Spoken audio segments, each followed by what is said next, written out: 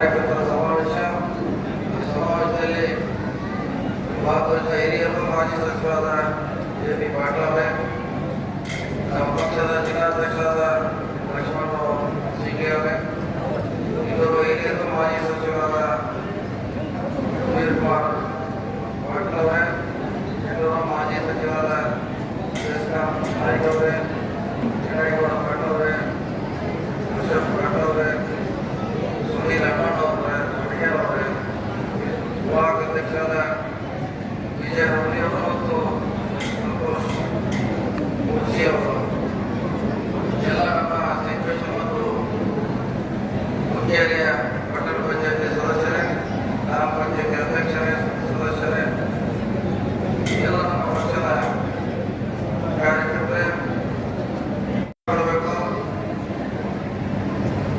ಅವರ ವಿಚಾರಗಳನ್ನ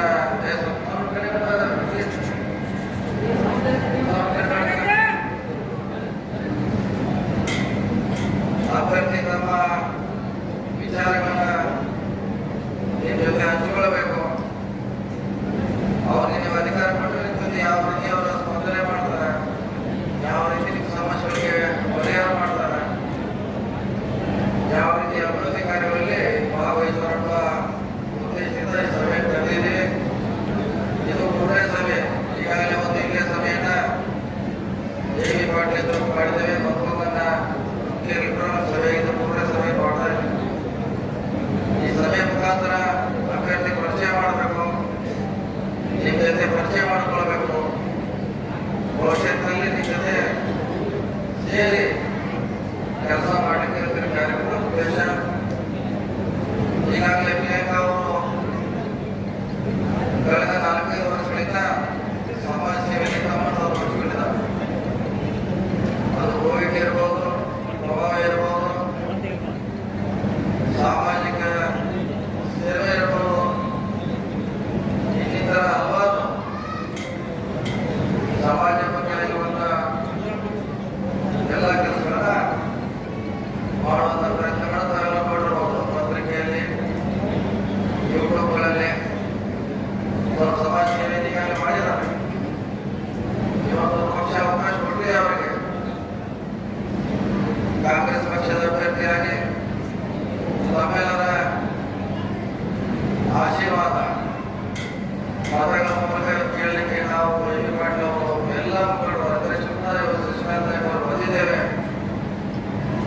ತಾವಾಗ ಆಶೀರ್ವಾದ ಮಾಡಿದರೆ ಖಂಡಿತವಾಗಿ ಸ್ಥಳೀಯವಾಗಿ ಜೆ.ಪಿ. ಪಾಟೀಲ್ ಅವರ ಜೊತೆ ನಮ್ಮ ಜೊತೆ ಕೂಡ ಈ ಭಾಗದ ಅಭಿವೃದ್ಧಿ ಮಾಡಲಿಕ್ಕೆ ಖಂಡಿತವಾಗಿ ಅವರು ಪ್ರಯತ್ನ ಮಾಡ್ತಾರಂತ ಅವರ ಪರವಾಗಿ ನಾವೆಲ್ಲ ಭರವಸೆ ಕೊಡಲಿಕ್ಕೆ ಇಚ್ಛೆ ಮಾಡ್ತಾ ಇದ್ದೀವಿ. ನಾವೆಲ್ಲ ವಿಶೇಷವಾಗಿ ನಮ್ಮ ಗ್ಯಾರಂಟಿಗಳು, ಮಹಿಳೆಯರಿಗೆ ಗ್ಯಾರಂಟಿಗಳನ್ನ ನೀವೆಲ್ಲ ಮನೆ ಮನೆ ಕೊಡಿಸಬೇಕು. ಸಿದ್ದರಾಮಯ್ಯ ಸರ್ಕಾರ ಮಹಿಳೆಯರ ಸಬಲೀಕರಣಕ್ಕೆ 5 ಗ್ಯಾರಂಟಿಗಳನ್ನ ಕೊಟ್ಟಿದೆ. ಅದು ಹಿಂದೆ ನಮ್ಮ ವಿಧಾನಸಭಾ ಚುನಾವಣೆಯಲ್ಲಿ ನಾವು ಭರವಸೆ ಕೊಟ್ಟಿದ್ದೇವೆ. ನಮ್ಮ ಸರ್ಕಾರ ಅಧಿಕಾರಕ್ಕೆ ಬಂದ್ರೆ 5 ಗ್ಯಾರಂಟಿಗಳನ್ನ ವಿಶೇಷವಾಗಿ ಮಹಿಳೆಯರಿಗೆ ಕೊಡ್ತೀವಿ. ಅವರ ಆರ್ಥಿಕವಾಗಿ ಗಟ್ಟಿ ಮಾಡ್ಕೊಂತ ಸಿದ್ದರಾಮಯ್ಯ ಅವರು, ಡಿ.ಕೆ. ಶಿವಕುಮಾರ್ ಅವರು, ಕಾಂಗ್ರೆಸ್ ಪಕ್ಷ ಭರವಸೆ ನೀಡಿತ್ತು. ಈಗಾಗಲೇ ಜಾರಿ ಮಾಡಿದ್ದೇವೆ. ಬಸ್ನಲ್ಲಿ ಉಚಿತ ಪ್ರಯಾಣ ಇರ್ಬೋದು, 2,000 ರೂಪಾಯಿ ಗೃಹಲಕ್ಷ್ಮಿ ಇರ್ಬೋದು, ಇನ್ನೊಂದು ದಿನ ಉಚಿತವಾಗಿ ಸರಬರಾಜು ಮಾಡುವಂತ ಪ್ರಯತ್ನ ಸಿದ್ದರಾಮಯ್ಯ ಸರ್ಕಾರ ಮಾಡ್ತಾ ಇದೆ. ಆ ಹಿನ್ನೆಲೆಯಲ್ಲಿ ನಾವೆಲ್ಲ ಮಹಿಳೆಯರು ವಿಶೇಷವಾಗಿ ಕಾಂಗ್ರೆಸ್ ಅನ್ನು ಬೆಂಬಲಿಸಬೇಕು. ಯಾಕೆ ಬೆಂಬಲಿಸಬೇಕಂದ್ರೆ ನಿಮ್ಮ ಪರವಾಗಿ ನಮ್ಮ ಸರ್ಕಾರ ನಿಂತಿದೆ.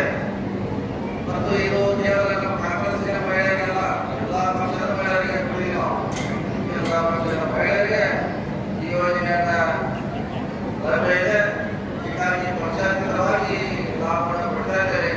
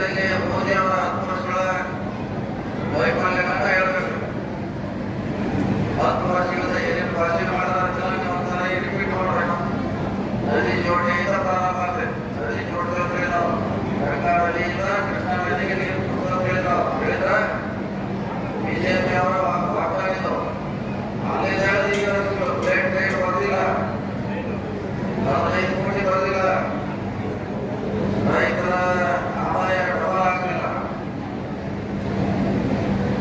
ಯಾವುದೇ ಬಿಜೆಪಿ ಕೊಟ್ಟಂತ ಭರವಸೆಗಳು ಆಶ್ವಾಸನೆಗಳು ಈಗಿವರೆಗೂ ಈಡೇರಿಸಲಿಕ್ಕಾಗಿಲ್ಲ.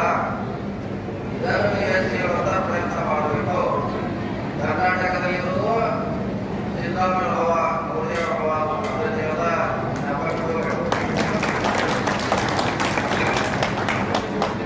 ಸಿದ್ದರಾಮಯ್ಯ ಹವ ನಮ್ಮ ರಾಜ್ಯದಲ್ಲಿದೆ. ಬಹಳ ಮಂದಿ ಹೇಳ್ತಾರೆ ಮೋದಿ ಅವರ ಹವ ನಮ್ಮ ಕರ್ನಾಟಕದಲ್ಲಿ ಎಲ್ಲಿ ಕಾಣ್ತಾ ಇಲ್ಲ. ಅದು ಕಾಂಗ್ರೆಸ್ಸಿನ ಹವ ಇದೆ, ನಮ್ಮ ಅಭ್ಯರ್ಥಿಗಳ ಹವ ಇವತ್ತು ನಡೀತಾ ಇದೆ. ಅದನ್ನೆಲ್ಲ ಪ್ರಚಾರ ಮಾಡಿ ಅವ್ರ ಕೈಯವರೆಗಳನ್ನ ಎತ್ತರಾಗಿ ಹೇಳಿ ಎಲ್ಲೆಲ್ಲಿ ಹೇಳಿದ್ರು ನೀವು ಅರ್ಥ ಮಾಡಿದ್ರಿ ಇದು ಕೆಲಸ ಮಾಡಿದಂತ